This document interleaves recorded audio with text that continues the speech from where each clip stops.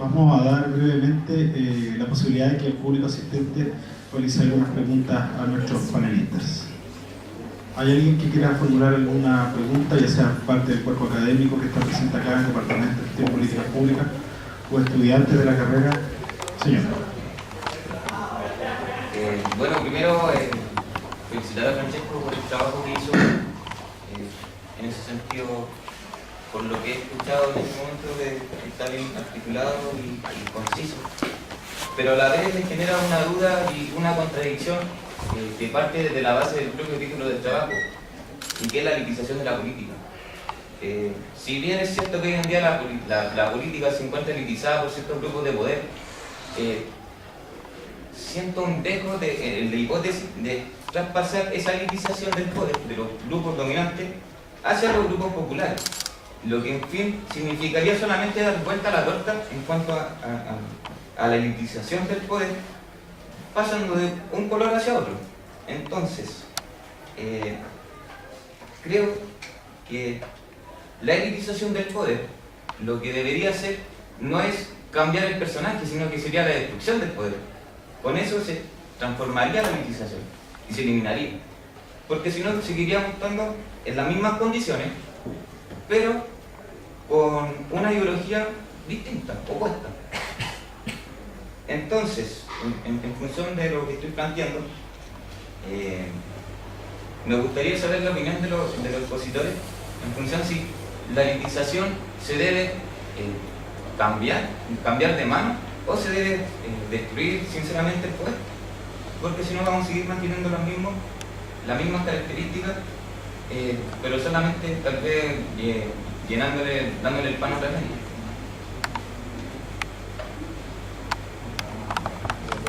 ¿Vamos a juntar más preguntas? ¿Vamos a juntar más preguntas? Sí, vamos a dar la posibilidad de que otros participantes formulen preguntas para que consoliden en una sola ocasión los panelistas. ¿Hay alguien más que quiera formular? Profesor.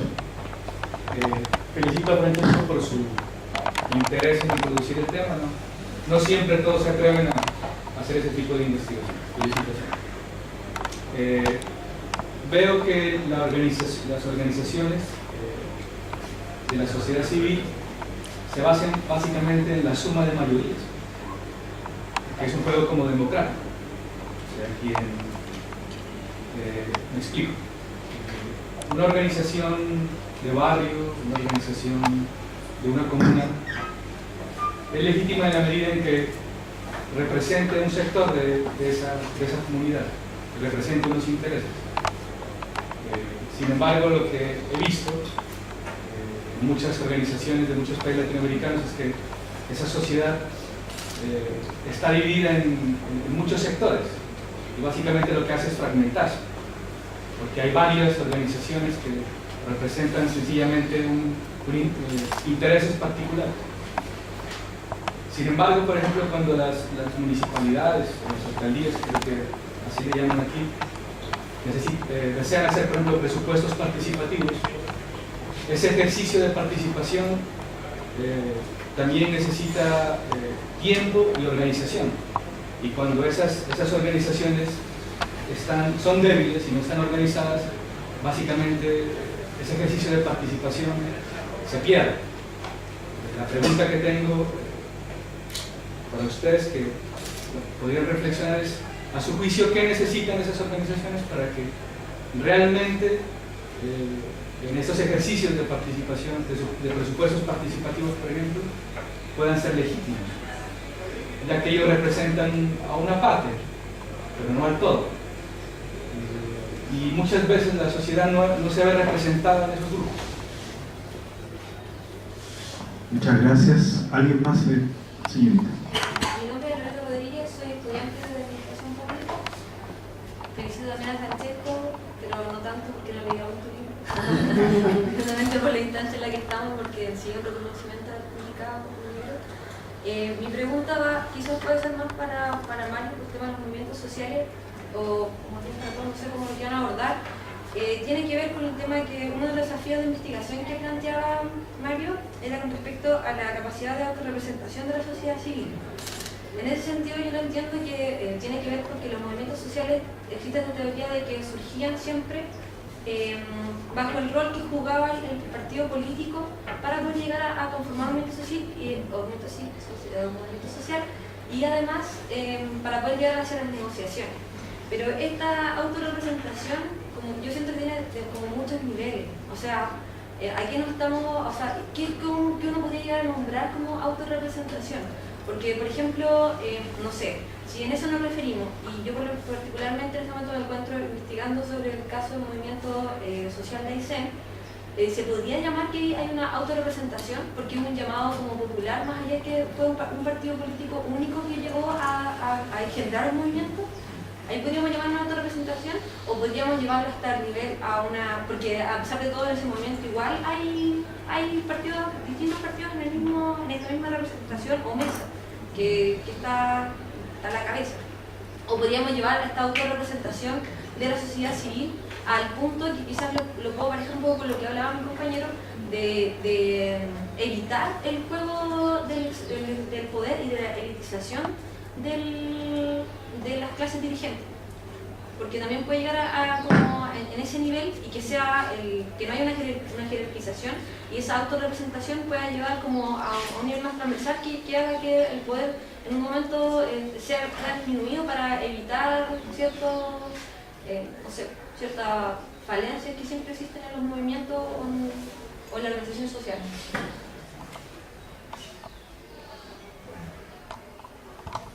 Sí. Amador Sepúlveda, también de la carrera de Administración Pública, también sumarme a la felicitación a Francesco por el libro, sobre todo porque creo que es interesante que los alumnos del pregrado también nos atrevamos a entrar al campo del estudio de investigación a ese nivel.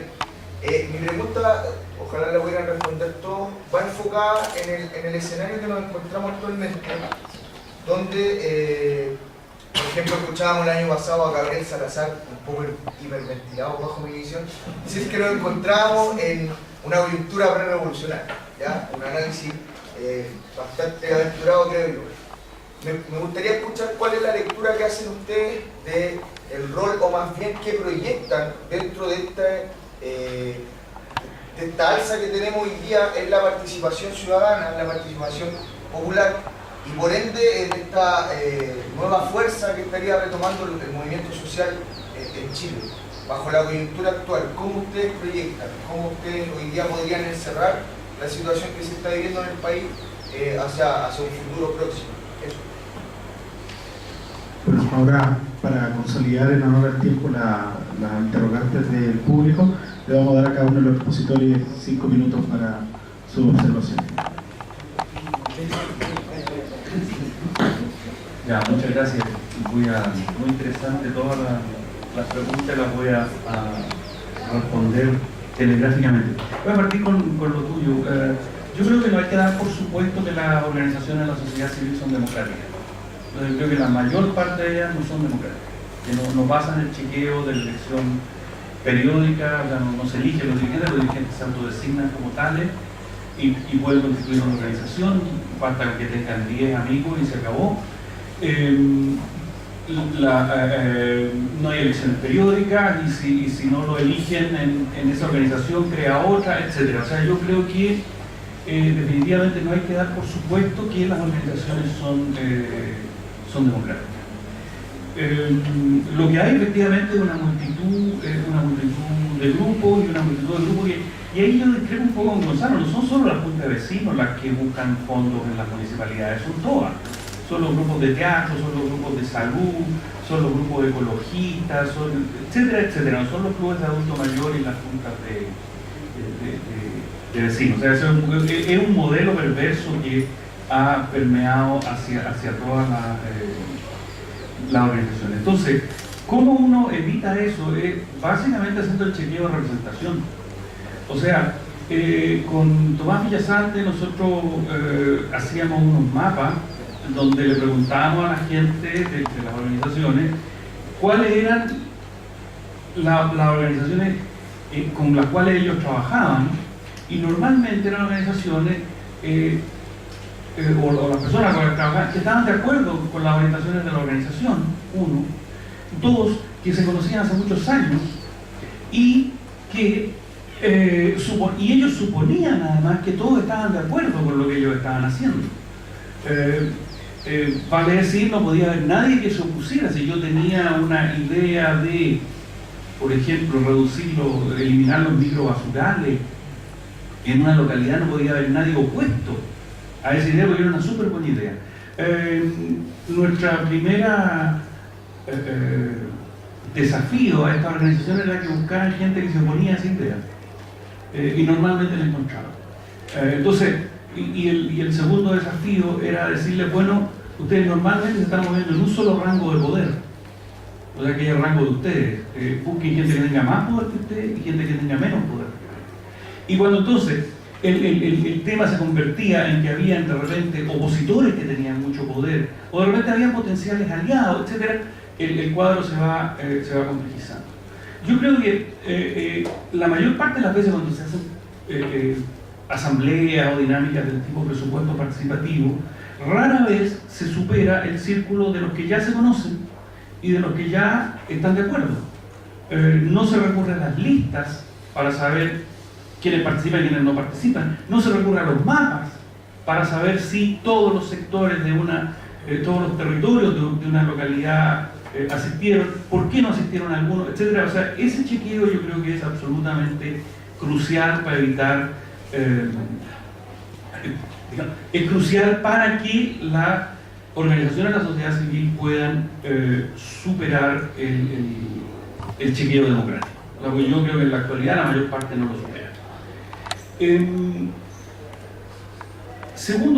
Respecto al segundo tema, sobre el tema de la inevitable elitización, yo creo que nunca he creído, ni siquiera en mis épocas más juveniles, en las cuales yo era maoísta, entonces eso era un tipo de populismo diferente, digamos, al populismo anarquista que predomina hoy día en la juventud. Entonces creo que nunca he creído que pueda existir política sin, una sociedad capaz de autorrepresentarse. O sea, en ese sentido, a mí me recuerda un episodio de 31 minutos, en donde llega una vez, no sé si lo vieron, un profeta o un gurú que dice que se va a acabar el mundo, y entonces todo el mundo se prepara para que va a terminar el mundo, y llega el momento en el cual dice que se va a acabar el mundo y sigue todo igual. Entonces él dice, es que el mundo se acabó pero volvió a comenzar. Entonces, y así es siempre, se acaba y vuelve a comenzar. Entonces, a mí me parece sensacional porque yo que represento una corriente neopesimista en sociología, ese mismo tradicional lo representa Schopenhauer, yo neopesimista, en realidad creo que, con Turén, que el tiempo del movimiento social es el tiempo del desafío al poder. Y una vez que el movimiento social logra derrotar al poder, se constituye una nueva élite, tal como en 31 minutos. O sea, se termina el mundo y vuelve a comenzar tal como estaba. Y una élite que el discurso pesimista. Sobre el futuro de la coyuntura, lo dejo a mis colegas más informados. Y me disculpan porque tengo otro compromiso que ya lo he pasado. Agradecemos la participación del profesor Vicente Espinosa y la otra dos.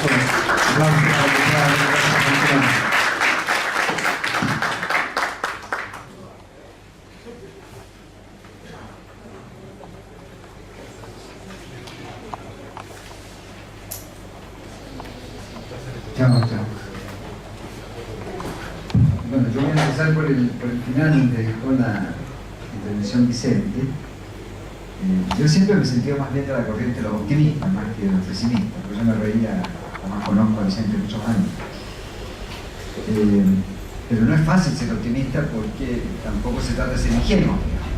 Entonces, efectivamente, la capacidad de autorrepresentación de la sociedad y por tanto la destrucción del poder no parece viable ni tan sencillo de alcanzar, por una parte. Y por otra parte, efectivamente, el cambio de las élites por otras élites parece ser lo más frecuente, y ahí tendríamos que darle la razón a eso.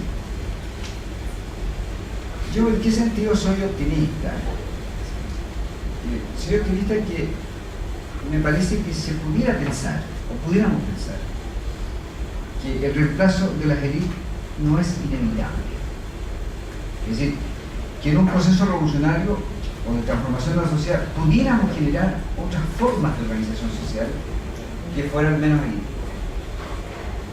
Y que por lo tanto cualquier proyecto revolucionario, y aquí sí anoto una cuestión de principio, cualquier proyecto de cambio revolucionario debe considerar desde su gestación un principio democrático fundamental, sin el cual ese movimiento no me asegura, bajo ninguna circunstancia, que no va a reproducir nuevas formas de negocio.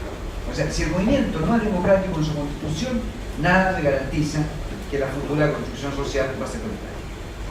Para eso sería el principio. Y creo que el ejemplo histórico, para mí más duro, más complejo, digamos, y también aquí apelando a las tradiciones de cada uno, por las tradiciones y por los estudios que lo han hecho, para mí el ejemplo más trágico de todo probablemente es la revolución bolchevique. La revolución bolchevique es una revolución que se hace en función de ideales emancipatorios, pero que en su desarrollo el partido admite que no puede tener diferencias internas y que si hay diferencia entre el partido y la clase, gana el partido, y dentro del partido, como lo sabía Trotsky desde el principio, desde antes, digamos, desde joven, digamos, ¿no? Si en el partido, ¿quién manda? ¿Mandan las bases? No, no plenamente. Los comités locales tampoco. El comité central sí, manda un poco más, pero dentro del comité manda la comisión política. Y dentro de la comisión política, ¿de qué? Y Trotsky lo sabía en el año 5. Porque esas son discusiones con Lenin de esa época, y dice Trotsky, y cuando reconocemos eso, que entonces el jefe que es quien decide, un escalofrío recorre nuestras espaldas. Porque eso es la dictadura, pero no es una dictadura proletariada, es Stalin. O sea, Stalin fue gestado por la revolución. Entonces, y yo creo que el fracaso del socialismo es justamente, el fracaso del socialismo es el fracaso de la democracia, es el fracaso de la transformación. Y Rosa Luxemburgo, que era una mujer muy inteligente, se lo dijo a Trotsky, a Lenin, se lo dijo a Lenin, lo felicito por el triunfo de la revolución. Pero esto de eliminar el Parlamento, eliminar la Duma, eliminar formas de participación, el remedio es peor que el enfermero. Porque la base de la acción política, la fuente de la acción política, la vitalidad está en la democracia, está en la deliberación, está en el debate. Por eso me gusta mucho el movimiento social estudiantil de esta última etapa, en esos componentes deliberativos, que deliberen, que hayan... Los políticos más tradicionales les molesta, y a los directores de departamentos, de institutos y las facultades también, los que están engorrosos, se demoran tanto. Yo en mi departamento de historia, los estudiantes de historia nunca votan en el consejo, porque tienen que consultar las bases, y siempre hay que... Yo digo, no, está bien que lo consulten, o sea, que sí, que haya participación. Porque, insisto, si el proceso no es participativo, nadie me asegura que esto no va a ser, que va a ser participativo mañana. Al contrario, si el proceso no es participativo, tengo que tener la certeza que lo que se va a producir es un cambio en el bueno, sobre las organizaciones del barrio, yo creo que hay mucho que decir. Yo no me quise meter en este tema, porque sí, ahí tengo una visión pesimista, que me acerca a Gonzalo. O sea, yo creo que Chile ha tenido una experiencia bastante más alentadora, bastante más positiva de participación, durante los años 70, y lo que se constituye en dictadura como estructura municipal es una estructura autoritaria, es descentralización autoritaria, que la concentración, como en muchos otros casos, prolonga en el tiempo, y por lo tanto no hay participación. Y estas organizaciones expresan muy parcialmente ciertas dinámicas, y ahí sí coincido con Vicente, que tienen que ver con concurso, administración de local, en fin, pero no hay representación comunitaria, y la gente no tiene ningún estímulo para participar, sino que puede conseguir muy poco. Es decir, de lo que se va a hacer parte es un mínimo. Entonces es una mentira que haya democracia local en Chile. Incluso más, yo pensaba en una etapa que los municipios en Chile son estructuras semifeudales, donde efectivamente la alcaldización que ya vamos a usar es la concentración del poder en el alcalde, y un alcalde se reitera y se repite en 4 o 5 periodos, salvo que sea corrupto, y sea corrupto de manera manifiesta, que haya sido procesado. Son los únicos que pierden. O que se haya complicado, se haya dividido su grupo político. Si no, no pierden. Entonces, ¿cuál es el problema de la legitimidad? El problema es que la participación tenga sentido. Perú hizo experiencias interesantísimas. Yo no sé si tú eres peruano o colombiano. Perú hizo experiencias fantásticas en los años 80, porque intentó trabajar el tema de representación política, en sentido clásico, con representación social. y que el municipio fuera un lugar donde se combinaran formas de representación social con formas de representación política más tradicional. Pero de eso tenemos mucho que aprender y estamos todavía en déficit enorme. Que la sociedad civil se puede autorrepresentar, yo creo que sí, yo estoy pensando, yo creo que el ejemplo que pones Aysén es bueno. Es obvio que en Aysén también hay partidos, y que muchos de los dirigentes eran militantes, de un lugar u otro, pero generaron una especie de articulación, de coordinación, de movimiento, y ese fue el que lideró las luchas, y el que obtuvo grandes ventajas. Yo digo, esas formas de autorrepresentación parece a mí que son que se pueden constituir. Yo, por ejemplo, pensaba, y aquí es donde me bajan también mis dudas, ¿no?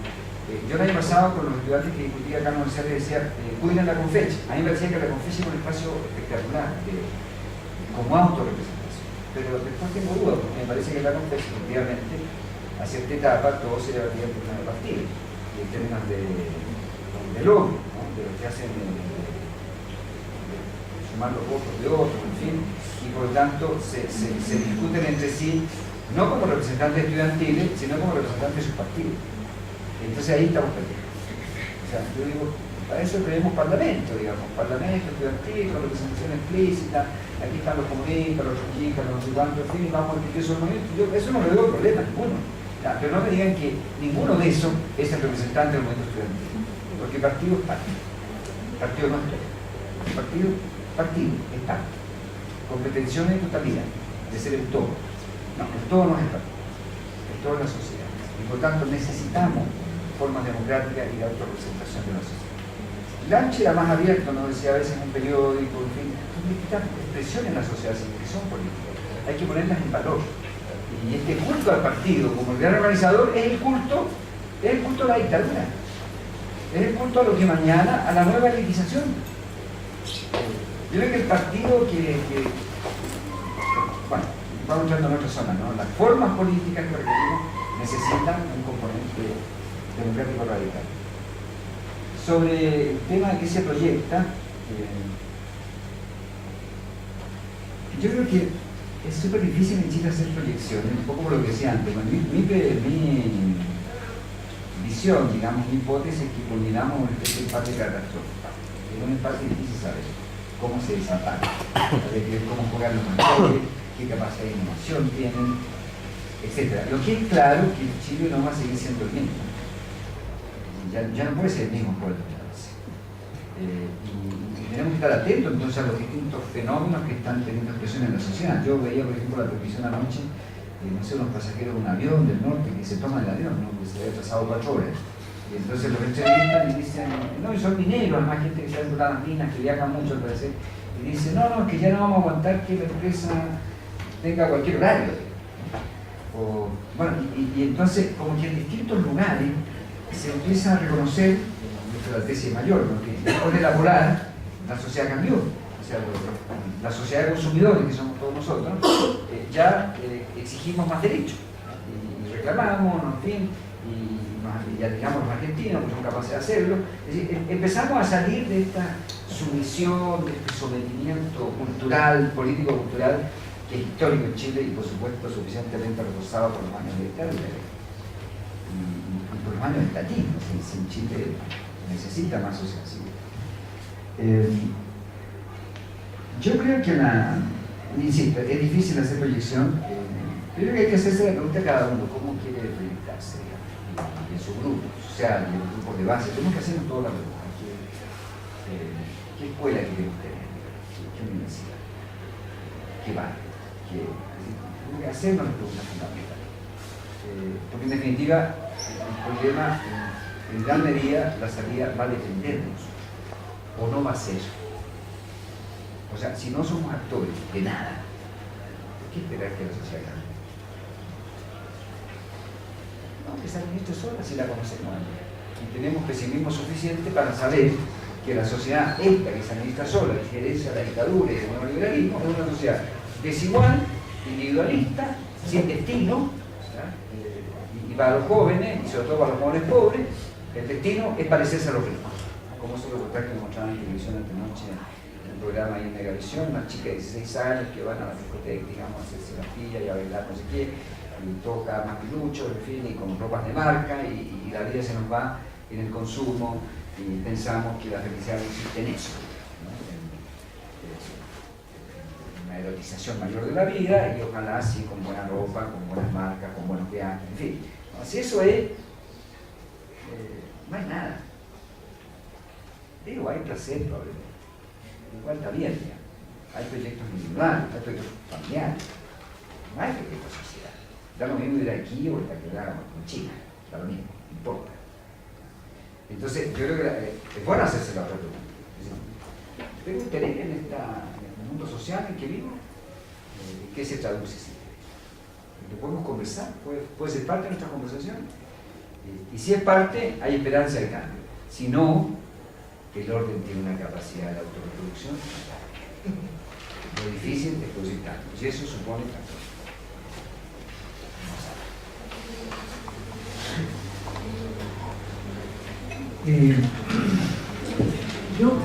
Yo quisiera regresar un poco a la pregunta de Francesco, o sea, cómo formular y cómo abordar esta pregunta de construcción de poder colectivo y o politización dirigencial.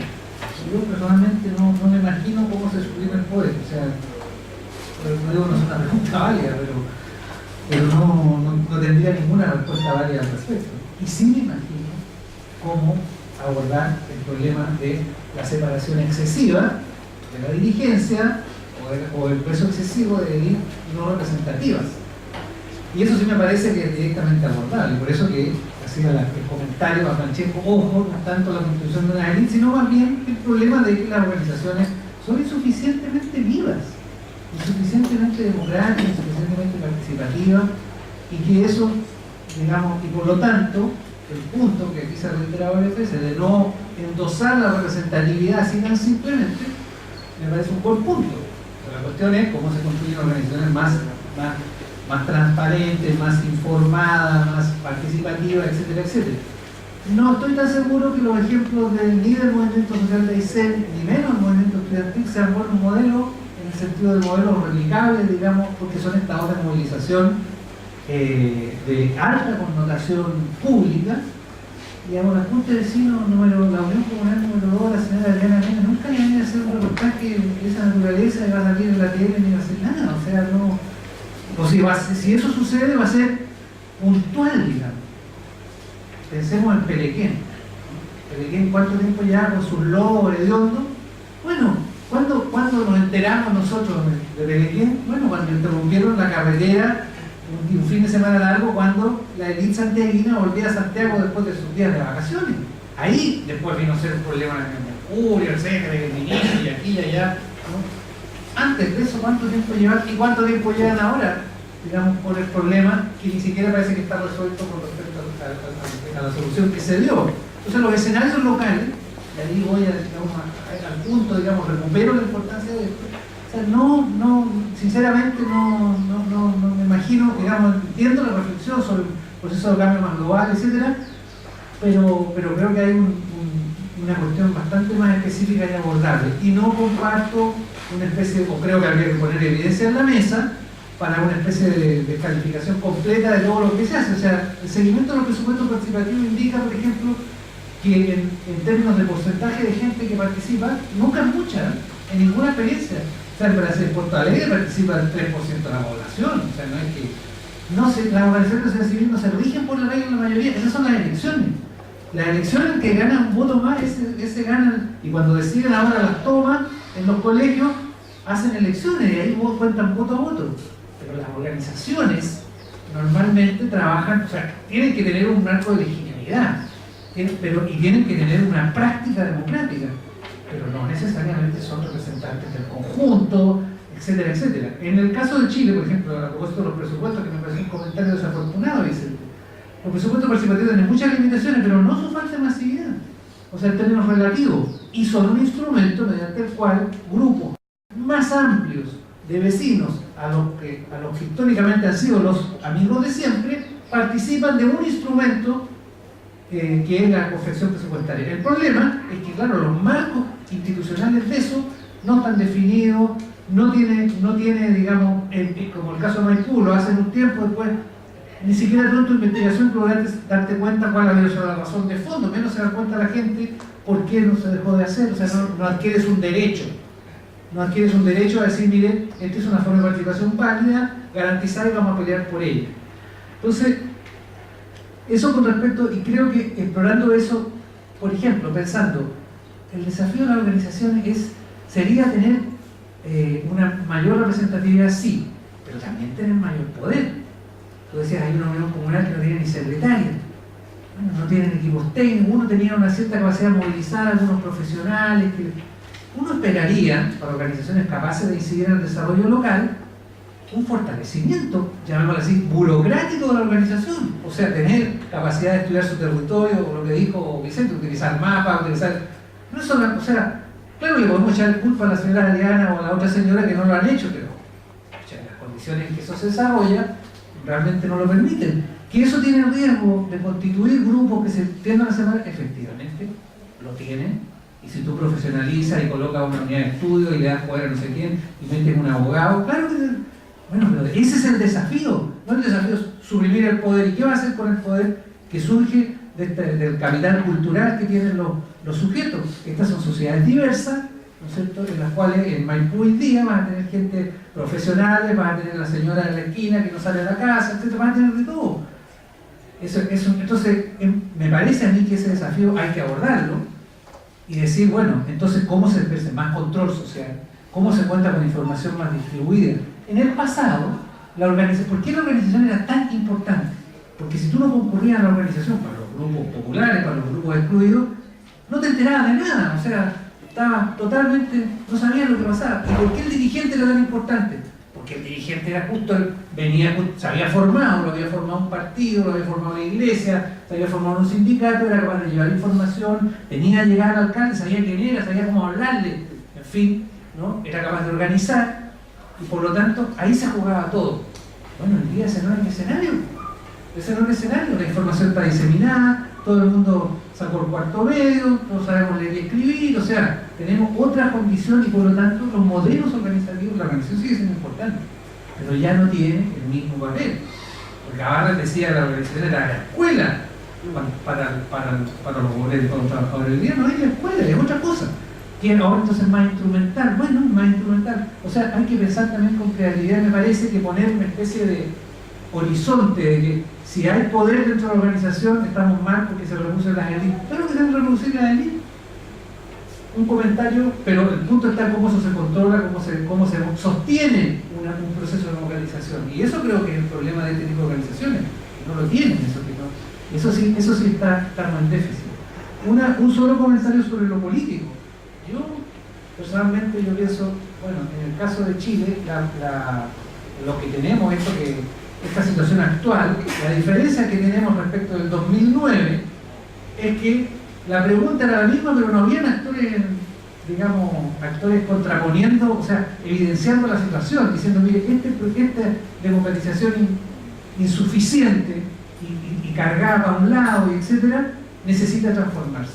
El gran cambio para mí es que hay actores suficientes como para que el problema se evidencie y entonces es válido hoy día plantearse proyectos de cambio. Yo no pienso que sea una situación revolucionaria en absoluto, por eso lo que tú dijiste, pero bueno, eso ya sería otra discusión.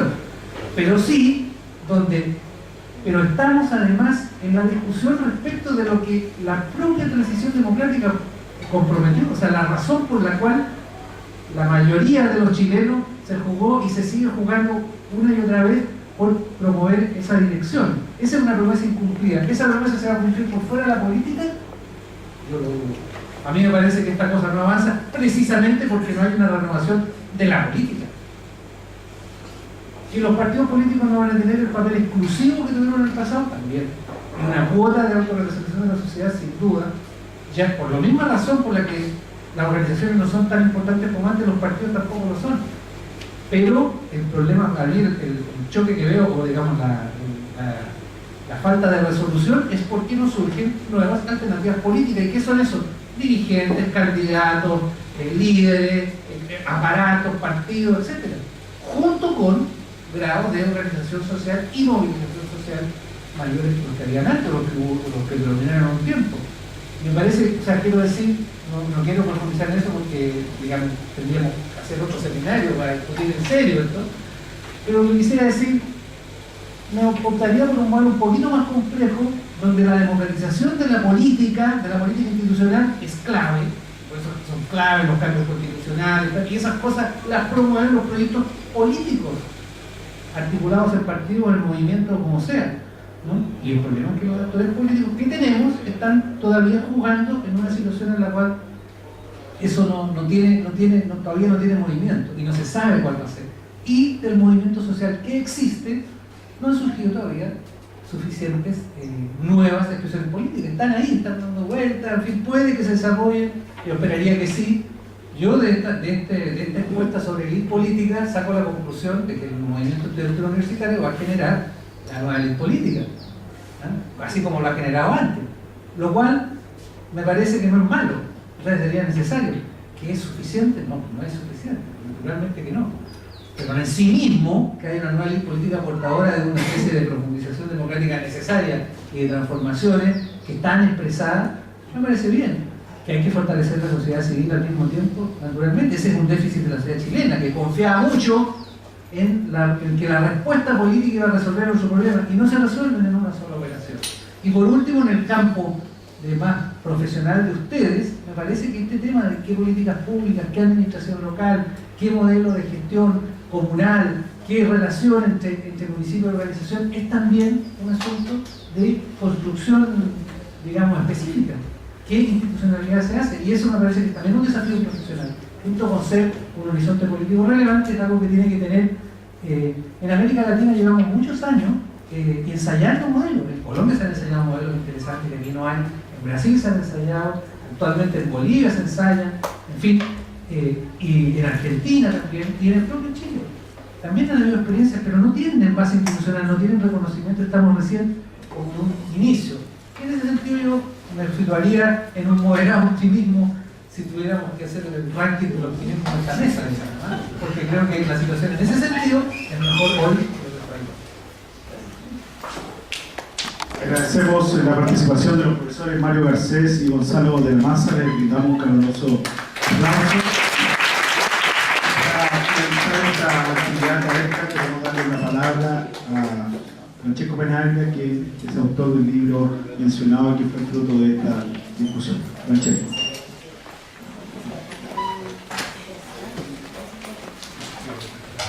Buenas tardes. Bueno, brevemente quería agradecer la presencia de los tres académicos, ahora dos, que comentaron el libro. Agradezco los comentarios y las críticas. Evidentemente este es un proceso de largo plazo y de aprendizaje, y las prevenciones del libro no eran más que generar justamente esta instancia de debate y de discusión. Agradezco obviamente a todos los asistentes. Fue un día difícil, es difícil entrar los viernes a la universidad, más cuando hay un clima no tan favorable. Sobre el libro, está disponible en Amazon, pero consideramos que excede con creces el precio justo que debiese tener, por lo tanto buscaremos la estrategia de subirlo al sitio web de la página Estado y Territorio para que puedan descargarlo y generar una mayor discusión sobre el tema. Sin más que agregar, agradezco su asistencia y espero que esta instancia se repita en el futuro. Gracias.